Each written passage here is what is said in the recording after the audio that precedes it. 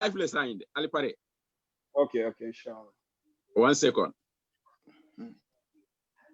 Still pretty hard.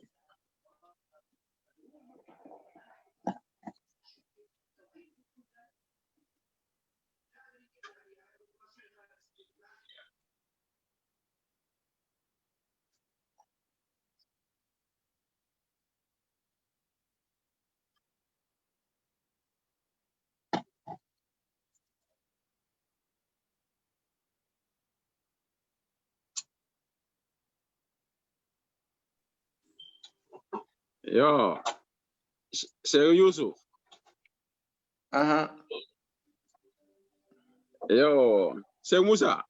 Naam, Sir Mustafa. Ngoy baje kane. Naam, baje kane ngaje. Mbe only right now. So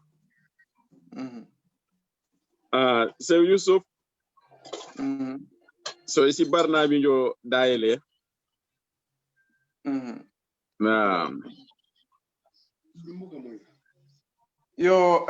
الحمد لله رب العالمين المبدئ والمعيد يؤتي من شكر والمزيد وأشهد أن لا إله إلا الله وحده لا شريك له الفاعل لما يريد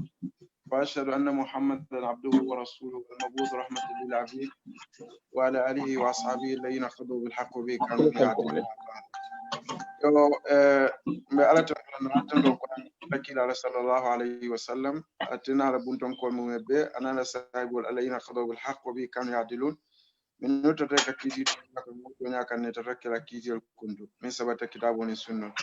فلما بافر بشرح لي صدري ويسر لي أمري واحلل عقدة من لساني يفقهوا قولي yo obe kola mben kotoma kontona kanunte nkaramo alhamdulillah comme albe alo nyamin marifa la yahtaju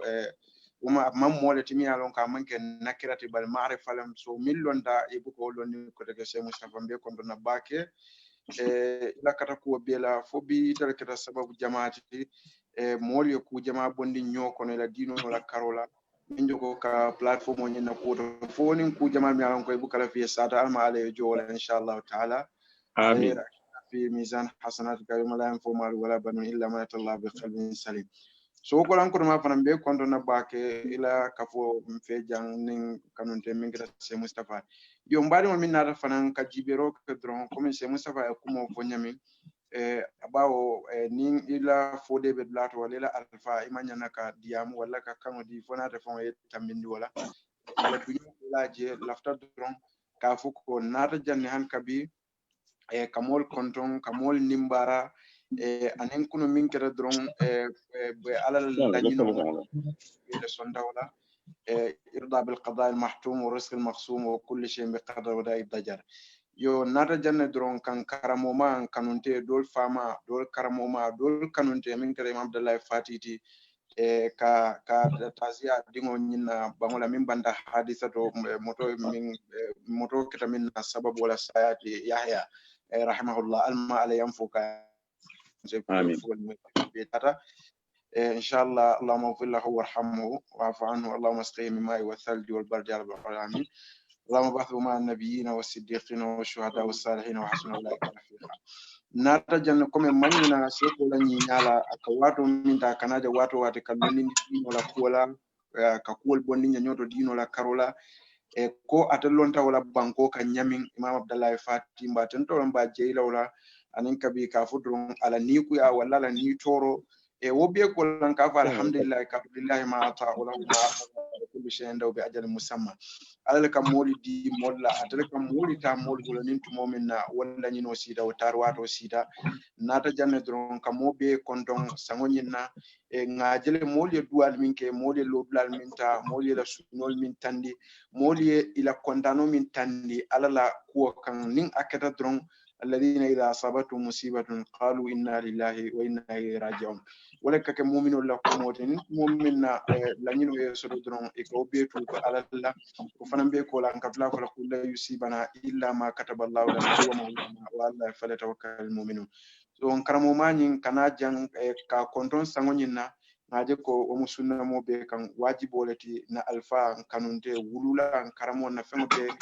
ka de konton na bele den dañin ni ku yara ala la kiti ni woketa don misil mo jon kendol be kaso wala inshallah taala so se musa basan se bule fanse mol konton ko lan ko ma fanse mol konton sina audio ni play inshallah isna taali ko kaka assalamu alaikum wa rahmatullahi wa barakatuh. Yo Sheikh Yusuf be konton nambe jeyla be tentula bake yo bakkata ku nyimma menna nyim platform to amamo kumpa kabirin Gambia fo Senegal fo Guinea Bissau fo Tibabdu ibakata kabakele yo mbe duale bake alamu ni barajila yo Sheikh Musa ben fana ben fe yang nkanunte ma bal mati katala ba kabri WhatsApp group to bang ibakata kabake to anin iskato mol be konton na be tentola be jayila sakore ni tilitalla bang men ba konola be mo be tentula alamunna sungul mutala yo ani mol mel fanal kam follow Facebook without it telfanalu impejo te sotola because it la tarum fe e be dino e be na moyla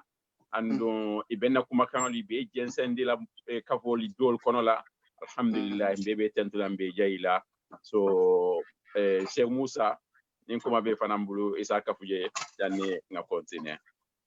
yo assalamu alaikum warahmatullahi wabarakatuh Mustafa anin Cheikh Yusuf bal konton na al tolna al konton la yo kontan da bake ka kafwal ma jang yo mbe lamor lal mene alon ko be follow kan Facebook oto mbe fanal konton na tolni yo comme al yafo nyamen Cheikh Yusuf kadala bale ma de comme ita fanam kadala bati nyame yo platform ni alhamdulillah de nga kondana la ko la ba ke bring WhatsApp oto yo kana Facebook oto dunda mol bul nyoto drong yo mol ka soro jele rijalol be lori meni alon koy bokko ñu ko indi kam ila londo dangola alhamdulillah kontan ku bale yo mba fala lamor lal meni alon koy ka sharing ke ka na platform ñi ba follow ka sharing ke na faaje without it all ndolte ndetarno la ten yo bari comme it la fonko ñin kam ila wakilo kam mani la dur ko do nga fongol programme men nat nan e katara follow kay be man e be na fa kan jeeru do fanal ngam na fa soto jeeru yo anin karmo ma men ker abu khawadi mba fanan kondon na fanam kadala baldi subhanallah ka aka ku jamala ko en yo anin na raiso men ker Sheikh Kabiro di anin na secretary ka men ker abu sama nyonta ni mo ko tawon be kondon yo mba fala ko fanan kondon da ka joinal fi jang yo ala barka ba ke Cheikh Yusuf isi audio nyim play no ning atara janni wato bidada yo se musa naam yo janne be audio pilela alse alhako boni nyanga do man nin karang ya la karang nyinto ay yamin sen nan groupe ko no inshallah okay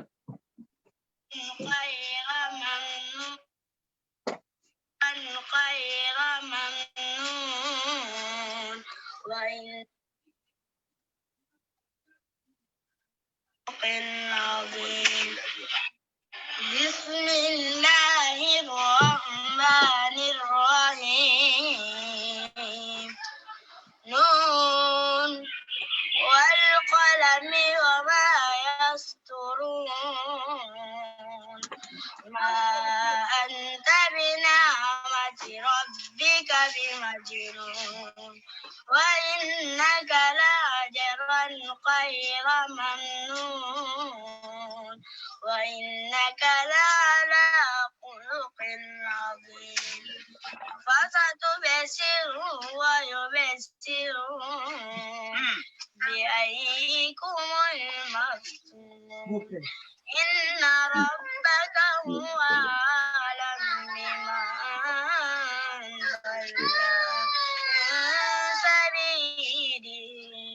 وهو أعلم بالمهتدين فلا تطع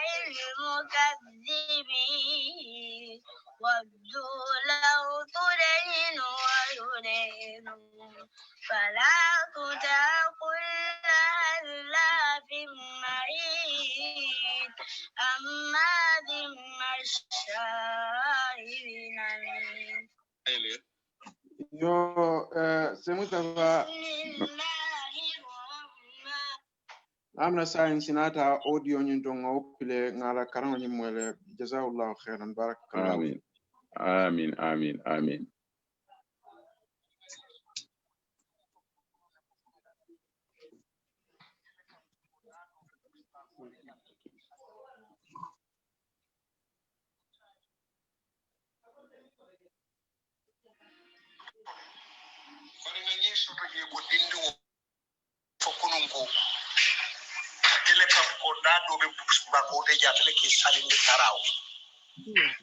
Eko bira e sali bifo kunun ne fo kunun ko ba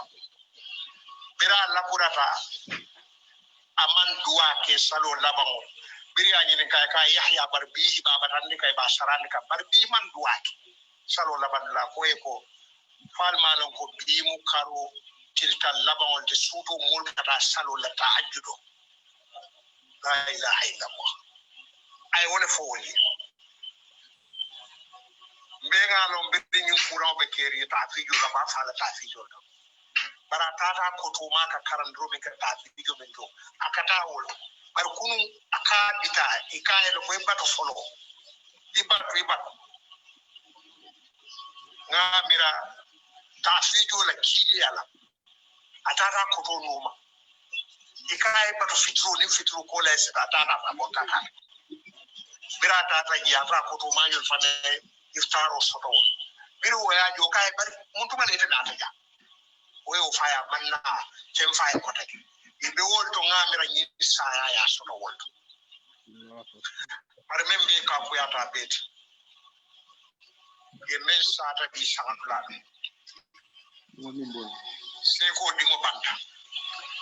ye dingo nyi fure samba lopitano ate moltu lopitano tole atebe min mira kan memba hakilo meya hakilo fiti wala min yinti meye dinni wotaki motola iko be police ne atata police ko ye akaya fata pour ko kay to be de akaya fata manda o idara fo court pour ani tare pour ka make so wali ya lon ko ata ya fata ni mu alala la ni dolti la ilaha illa allah ya lon kanyim fodla ton ko alka kakam bato nim wol fata kana fo e menken to nyanta karan naw minto ni be baluri ngal e kenye karambu mate isaje ni fata be kala nye karambu min te nyina la binna fa abadan ñunu dodu nga wala karambi wallahi ni se ko jebi ndengam fango nyini nga fonte bi nim fo tandi wala bi fo se ko be nya aba kama amata nyami bi fonte bono la ba pardon ni mu alala ni borole tala limaniya kaminta ka ke sonno mol kono bi ni fana mu kawando dolti bare nata min je min nyabo wata bi ni sunno ule musuma tinyi mbankuka ni sunno le be kala soma tinyi mbankuka bare wallahi sunno mol fana ñu kalam dale ñu kalam dale ngajele ko sembo be ni sunno la adu ni sunno wala folota adu ni sunno la be laban wobi be majmual be kontonna ila kuma kendol la na saidol to anin dual to alaw mari Allah subhanahu wa ta'ala ayembe hakilo bulandi na jannatul firdaus ala ala kan nakila kanokan sallallahu alaihi wasallam anin ala do kulal memu ni shuru ko to wol kanokan wala tina bebe kere sakko be sunkaro ba fadali ko wallahi kono fata wala be kontanta wala purna moli jayi wala sakko ni majmu'a min fonka diamute ba fadali ko assalamu alaikum wa rahmatullahi ta'ala wa barakatuh. Yo, comme c'est Mustafa Sanga moynya min sebula ese tali ko ke se Bashir la kumonyinga. Sheikh Bashir la kumonyi alhamdulillah abalafa warta bake yo bari alay men fo Qur'an o kono ako inna allaha ma'as sabirin o wala munyinti imamo asabarta kabirin sabaro damuto sabaro kila sallallahu alaihi wasallam ay men fo muso e kabara kun bola kaburot adingla kaburot akayen ko sabari comme muso kay nyamen na etema membe larente ka o mallete kan bari la fayen ko kila sallallahu alaihi wasallam wole date wole be diam kan ngay an yo torata data kila ya sallallahu alaihi wasallam akayen ko sabaro ko kita time men na wo sabaro kake wata what time wole inan da sabaro time wole so imamu ye men keten ala drone sa lima men limani ada wo drone sinin keno because ngame moy kunun drive nyin abortale ka bodula nyinto yo wo be mo kuleti ni mo dolle mo e kam fala ko la bak parate wo be tu jay le mo to leptani kata ka kenyi na ko ka to poto ka fo ka yam fata wo mo limani adang drone neti yo ala fang la base jola alon ni dinni ila dinni sa fate sa ya soto ni toro la bari nyimbe mo alala nyini neti kela limani ya jube ibe sabar le nyamenna so imamu la nyimu example balatin telbeye example balamo comme ala fanga men fo qur'ano kono la alladhina yunfiquna fi sarra'i wad-dharra'i wal-kazimin al-ghayz wal-'afina 'anil nas wallahu yuhibbul muhsinin yo imamu barata wal jam ayala jusukando men bala ya muta andun afana ayam fata kenyimma so alay men fo ayo nyim bandula inna allaha yuhibbul muhsinin ngaje example fele abata imamu bala yo wala mondela kumoti alinga dual kafu nga duan na shego imam fati ana nyonglu ala fangale be jola yo i sabaro muta ye munyo muta yo kumosi fa be foima bari alale yalon mem mo kendoti o ndel kenga muta mo kendoleti ndel kanun telemo kanun telemo nene malo nene ma nyoje fam bari mune mu because aka dino men fo mole abika silan ka tonya fo ata jubela molu nyinebe mol tora la nyinete mol tora bari alala dino abola fo la mole wala to nandeli akano so be duala en alama sabaro kunato alamu sabaro kunato alamu fendila la men fisiata afota menna wala mun dala kumoti Cheikh Yusuf an Cheikh Musa so ndabe danna janne alsa to la fo ala baraka bako Cheikh Musa fadda yo le Cheikh Mustafa be ni barala bake Cheikh Mustafa men fo walam yo alfa ka maten onte ndanga men karanyin ko kono wala nyinti ko Gambia nol nyante ak lot la baba ke imam yo alfa men be ko tay dindimo be nyame nimme ajibe kanoro dam mal suda ñaar subhanallah aka qur'ano karan senemari yo Cheikh Basir la audio da quand même faut dire ko atelaka tarawi salendi jamo doto subhanallah dindu men be ñi sanjoto ni ajibe abitara 13 kata 14 ñol mafon so ina dindu je kalo mol ñaato ki salen tarawila kalo jama ñaato ke salen ka ke imam modi subhanallah asoro man dia sako ni wadi tambira ni ñim fo mo ya aba fo lebe sibo la waranto aba fo sibo la ni wo ñin kam fo de wonten kuma dimi alon ka anene be sodo ke alhamdulillah ni alfa lakato kan inata mol soto men alon ko kanyi sifal ka mol salendi suro salola ka mol salendi ka lo dindi mera ka lo mol nyaado ke ka tambi nyaado ke salendi yo ndega men jije wala min to Gambia nol nyande ak lo la baba ke ni alfa to comme alhaj sar ka men fo ka fo ko imam ñol i daji ko bel ko Said ibn Musayyid ñol wala findiraje momen ka dim musota ka di fut wala daskel Gambia soto man diade ntede na buka mo malo farol sa moy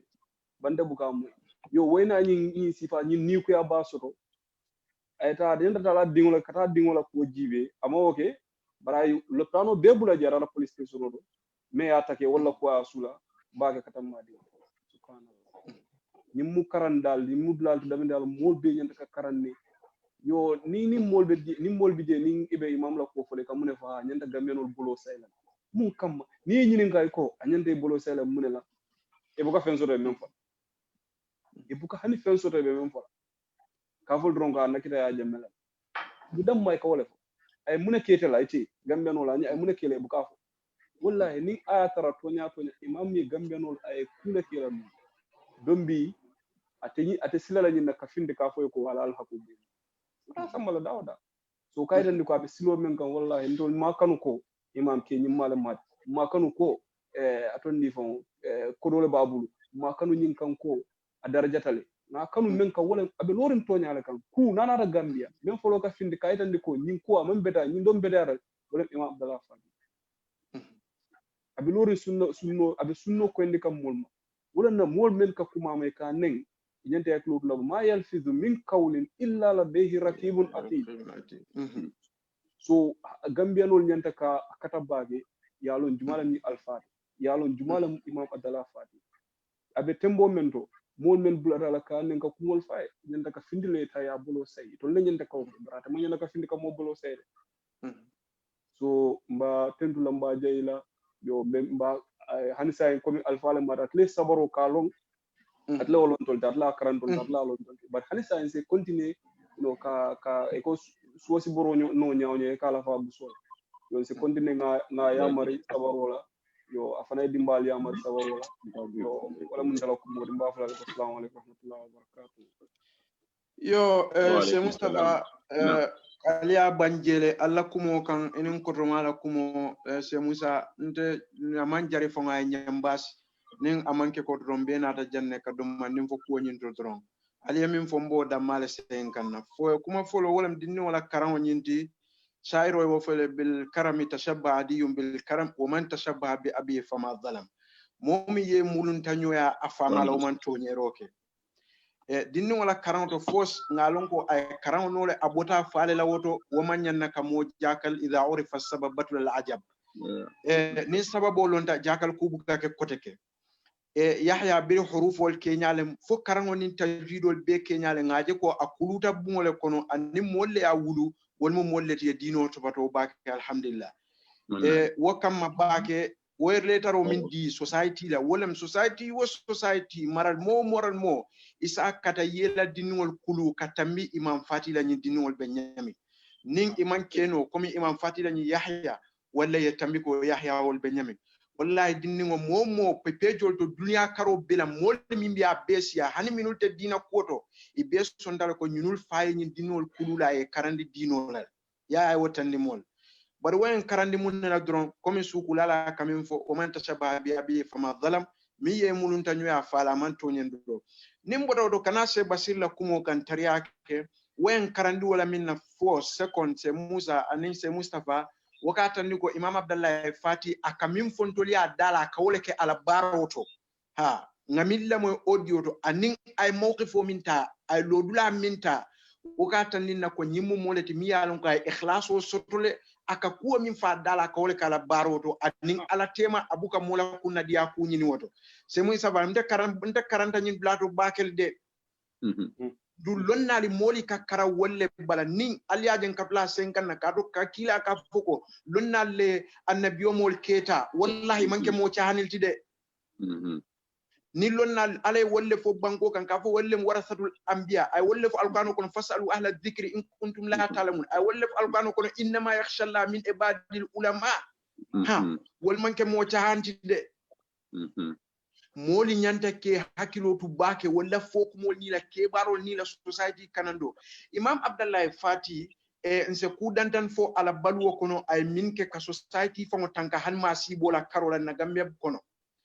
amanke ka fo nyin kenni wadama ay kanandi le force kam bondi ka bo be ya kono daji ko la tinya la karola ay manto be kanandi woto ka do banku la tinya waka so musol la tinya la ay kanandi woto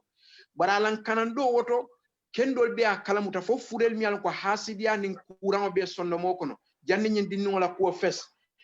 imam abdallah fati ani sheikh jibril kujabi wol mi manta keri itolle kata sababoti bi gambia molle sunnolong ani ngaminul tofo maminul tofo ngamuru ngaduma nim fo la fanan fo bi nata futa dami se Mustafa be jamin to teng ntol manyi moli kanu ka fo fenne be bulu wallahi nima wulu ka fo konton mu siselti ni no konton mu sonkoleti hani wala wa alfu kala nye kanu dino le kamay kam moli bondi minna ka moli bondi filo kono kan samba kando kono nkata ko min ko biangol ka balu nyame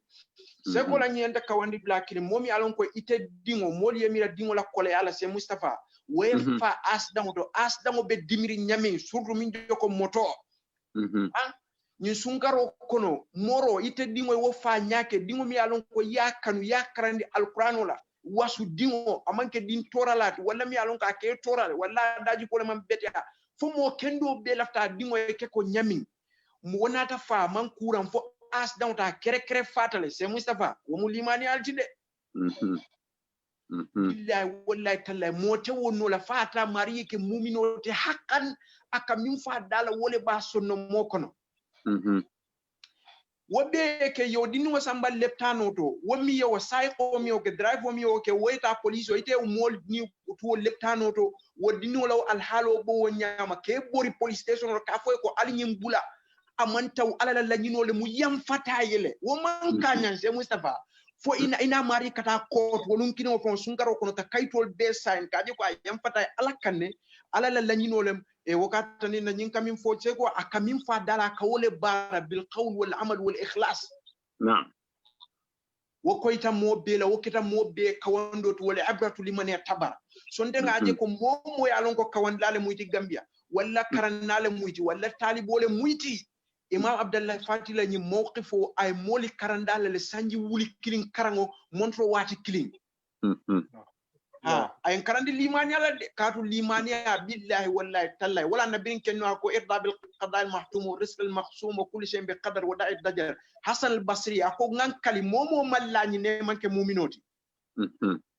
ita dingo yo fa c'est Mustafa wal halo nyama iman dam police wol fon ya de bari foita fo code pour tapale ya kata dunga ko kono kaje ko yam fata ala ya munakata woto Imam Abdullah Fati na kontrole ko la yusibana illa ma kataballahu lana wa maulana wa ala Allah falyatawakkalul mu'minun kaje ko a yara fan nyin kam min fa da kuna wole ba afengo asondo mo kono ndo alako misil mol birin atondi fon alif lam mim ahasiban nasu ayutraku Muhammad ilani mol fo yam lambe turaje ayaqulu ka fodro amanna sunda alala wa hum la yuftanuna tejra bil aqul la Muhammad wa laqad fatanna alladhina min qablihim jannidul kana ngamo dolle jarabino fala ya'lamanna Allahu alladhina sadaqu wa la ya'lamanna al-kadhibin so ning ayatra alay woke alay kilala saybol fon exam ndi wo nyama anata mur Imam Abdullah Fati muta mol karandi ni sorola ka fo mole alif lam mim hasiban nasa yutraku ay yaqulu amanna wa hum la yuftanun afamu nata wo bara wo kanyanta mobe daliloti kaje ko nyin alfa aka min fo adala bole doma walla kita mota ma mola kunna diya nyini je ntol kunwa ka yamara ka fonye ko comme c'est Musa buta min fo kan jam moli kane moli ka kumol fo mol ka fen ko la والله ما يقال لك الا ما قد قيل الرسل من قبلك aka fo mole ko se Yusuf ndeni Imam Abdullah Fatila diamo hakilo baka ko nyeko modol beje Yusuf ntol mu wol ye doctorol leti pour que jara andu ni be jara lo leti mu doctorol foy se sabar kuranto nyimfe naye lipa naye ne naye ko ite be sulari mu ne pray kende yo so abole nyama ay exam ndi karo bela Imam Abdullah Fati ay banko be kawanda mumino be kawandi montro wata killing wallahi misalo keta ko taifun ko biriye kila bumbero le ko be kala jibril nata kan ka fay malaika ko ka fay ale yamar purunga sate ningo mol halaki ka konko dete fi akaye malo mune be finta ni mol bala kila na law baramun ala o fenko be yo momi be kala ay sabaro tawo ika mumino la mawqifo lo nyin bla sifalla ma fo musilmol de nka min fo se Mustafa ko muminol kadu nin ko musilmol mo sifa be bol kono so Imam Abdullah Fati ntebe min fo la gambeno le dron ay nyimin keten ay zara oleke so man zara sawfa yambut lawla alla wa atlat bi asa wa athmarat bi layta alama kentol be wonyama nyine moti alfata mol karandi banko kan nyine alfati banko kay mol londini ya dinola nyine alfati banko kay kolya ko beta dinola karola kuwoku jawyata ite ya loy nene afo imam abdallah fatih kuwoku jawyata ite ya long nene addedale ya choki imam abdallah fatih bala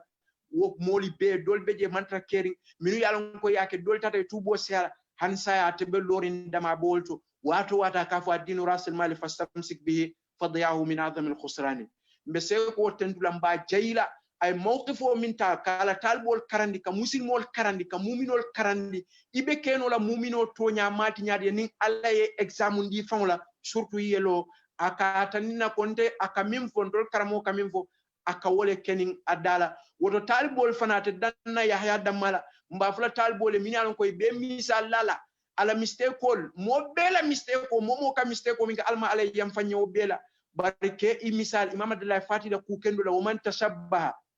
okay bi shaykhihi fama zalama mbe baytu la wasno ele man la kafo nimiye misal ala seko la limani ala nintumo minna ala nataka examundi wo mari man tonyen droge se mustafa ngama mbe diamo danna jang seko mbe duala fo ala sa tentu e afwan mbe duala atondi sima bani jati kende ala mbe duala ala ke mol kono min yalon koy kafo khairukum man tala umruhu wa hasuna amala min yalon koy isiel jamfate la barol betiata ansa en bafla comme diwan shafi'i kam fa inna lillahi ibadan futana jikita ko abol kono taraku dunya wa khafu fitana nazaru fiha falamma alimu annaha laysat lil hayy watana jaluha lujja wattakhadhu salal amal fiha sufna wa kulam binna iskatu la mashayikhulna al falfon shukun be kondonna min jogo se kabilo raiso abu hawa wallem cheikh umar minte wallem atondi fon abu usama wallem momo be nyim pejo kono birin daru salam lem fo karanta bale momo be sunna ko to ye ikhlaso keje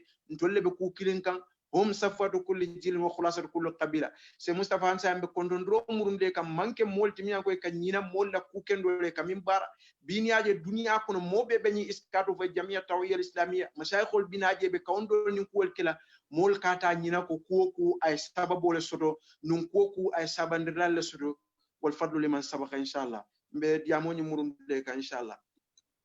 Cheikh alhamdulillah yekumo banne yekumo be banne comme yemen fo tendron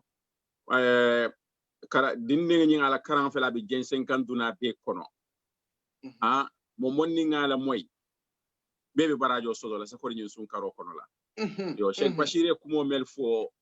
mo men ngalon kay ay mol salandis na filo fan la fukke bandi salola alhamdulillah dinningamu bari ndel kay afama sabaro menta mo be ko wala dua alamala wulula sabarindila anno imam asabar tafa tambita so nyemu kuleti yakar lang lamu alaka mol jube anno ni isabarta ala jube rokan asila fa yo almo kela imamu yen almo be solamanta benala so mbal tentula mbal jayila skatola alfalbe kabo Sheikh Kabiro Sheikh Abu Asma kana Sheikh Suleiman Omar Minti Abu Hawa Abu Usama ani moto malbe ngamen Sheikh Jere ninko Sheikh Jere yo Abbas Jata be konton aba Ayub so namashaykul be bebe konton na be jayila Abu Hasan al-Basri Hasan Jamme bebe konton na Abu Irbad Abu Hamza nga Abu Hamza na fenko Allah so wala mo Sheikh Musa so ngalo isi baito nyin isa close so wala mo kuma tembulla foka dua Sheikh o edron Sheikh Mustafa ya fo nyama ning Sheikh Yusuf ali ya fo nyama wol nyama yo ni nata jibe imam ala sabaro soto anyon soto mandia yo momi alon ko dinno be yin sanjo men to ni ajibe yo ngaje Cheikh Omar Farouk sawane ngaja safa ko sanji tan ninkili so yo kaje ko dindim balam ndanga amro num fon ko siyaro wodi Abubakar ndafa amra siyaro wodi ya ku ka ko nyinu sanji tan nin sababu yo sanji tan ninkili yo ko Qur'ano karante ngaka senea aka hani ka lo mol nyaado ke salinde subhanallah yo ala ni ajibe imam ala subaka ala subhanallah yo nyimman siya ni kara saro dol to la gambe han bi ibira saro dol do ba tara mol bi jame alon ko han qur'an mata ba itla family fon ko te dingol fon men alon ko qur'an tan ka te man afola han almamol fon yo nga wala boy yo so nin ko kada bo jilan ko ma fo abe nyamin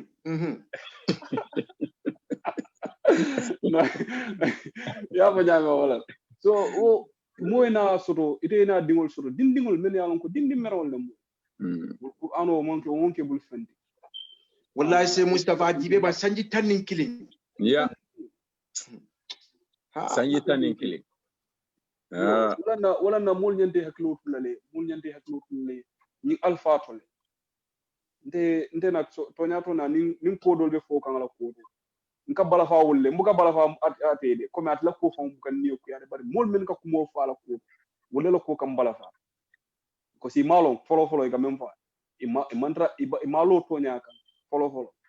fulan jango eka koma kumale andu eka kaja fili malo mu mosi fa la fanam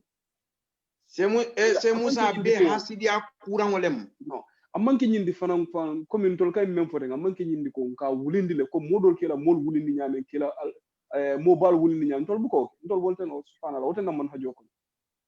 ning imam mistake tan tol ngala nabita nyame bita kan nga fa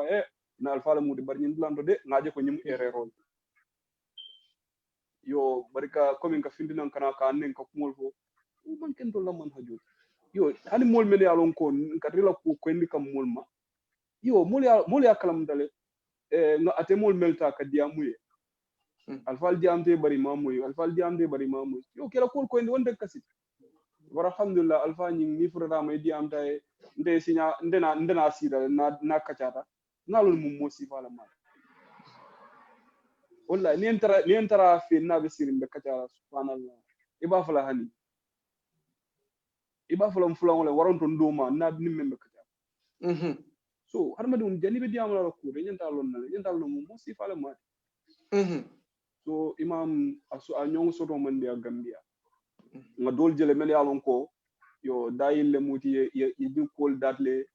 yo barka bin diamo siade kandro ye muneke yakub yimbulal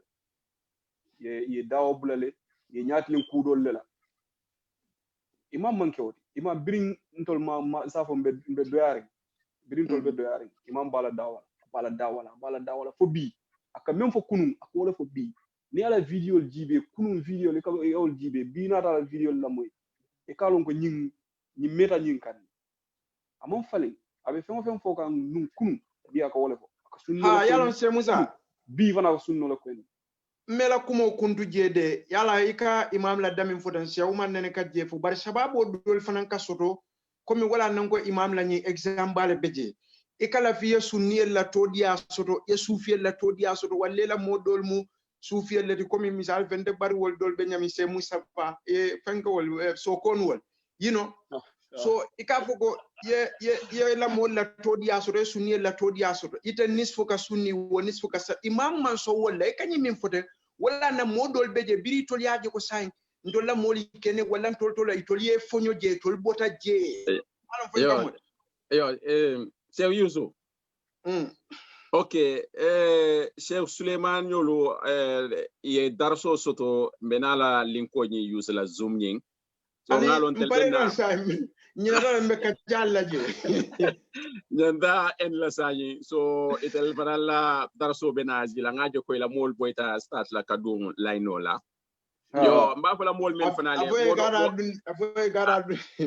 modol fanal batray kanum pour kadum ne aje me dundi because ni munna discussion at mo jamael din ko ni male lafta pour ka join fe bari me allow yo bari sañi mel benaka wol mu Cheikh Suleiman la darso mol leti bena class start la sañi